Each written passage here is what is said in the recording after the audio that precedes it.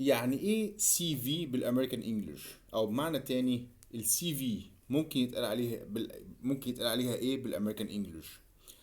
هو في كلمة اللي هو ريزيمي، بس ناخد بالنا بس من حاجة. ريزيمي هي بتتكتب كده، ونلاحظ حاجة في الكتابة. ريزيمي، ريزيمي. طبعا واضح جدا ان الكلمة فيها اكسون، يبقى اكيد الكلمة دي هي امريكان انجلش طبعا. بس هو في كذا حاجة.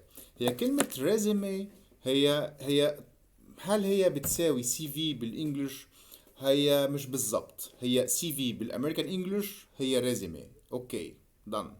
لكن هل هي ريزيمي هي بالظبط السي في؟ هو المؤدى واحد، المعنى واحد، ان دي سي في ودي سي في، بس بالامريكان بتبقى اسمها ريزيمي. واضح جدا من شكل الكلمة ان فيها اكسون. الاكسون طبعا بتبقى في الفرنسي، واحنا قبل كده اتكلمنا في كذا فيديو ان الامريكان انجلش واخد كلمات من لغات تانية، منها الفرنسي والايطالي والاسباني ولغات تانية. فكلمة ريزومي واضح ان فيها اكسون، فواضح ان الكلمة دي ده فيها حتى اتنين اكسون، مش واحدة اكسون. فواضح جدا ان الكلمة دي جاية من الفرنسي، واخدة اكسون ايجو بتاعت الفرنسي. هي بالفرنسي نطقها ريزومي، ريزومي بالفرنسي، لكن بالانجلش لما بتنطق بالانجلش بتبقى ريزومي. ريزومي بالامريكان انجلش خلاص اتفقنا او فهمنا ان معناها سي في. لكن هل هي ايكوال بالظبط ك culturally لمعنى السي في؟ لا، في اختلاف شويه في الريزومي بيتقال باكتر. الريزومي بتبقى زي سامري او بتبقى حاجه ملخصه شويه للسي في. هو السي في طبعا، بس بتبقى بشكل ملخص شويه، وبتبقى بتبقى واخده او جايبه الجانب التكنيكال او العملي او الفني شويه في الخبرات الشخصيه. ما مش بتركز قوي على الجانب الاكاديمي والجانب الدراسي بشكل كبير، بس مش بشكل كبير. مينلي بتركز على الارتفيشال سايد، يعني بتبقى اكتر شويه على الجانب العملي او التنفيذي، مش الاكاديمي او البحثي قوي. ده فرق الريزومي عن السي في. طيب حتى نفس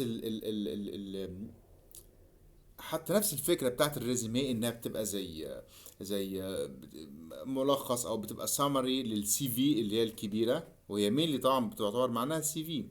برضو بيبان برضو حتى الجذور الفرنسويه للكلمه، مش بس في الكلمه نفسها، لكن في المعنى. ريزومي بالفرنسي معناها زي ملخص، فهي سي في بالامريكان بتبقى اسمها ريزومي بالانجلش. بس بتدي معنى سي في، بس برضو بتبقى واخدة جانب الملخص شوية أكتر، بلس إنها بتركز على الجانب الفني أو العملي أكتر شوية من الجانب البحثي أو الأكاديمي. مش معنى كده إن مبقاش في بجانب بحثي وأكاديمي، لأ، لكن المين بوينتس بتبقى، أو النقط الأساسية جدا بتبقى على الجانب العملية والارتفيشال والفنية وكده اهوت. ده الفرق بين ريزيمي وبين سي في. سي في بريتش انجلش ستاندرد انجلش، والريزيمي اللي هي السي في بالامريكان انجلش، مع طبعا الفروق البسيطة اللي احنا اتفقنا عليها او فهمناها مع بعض، انها بتبقى شوية مركزة على الجانب العملي، وبتبقى ابسط شوية من السي في اللي بتكون اكتر تفصيلا في الغالب. and good luck.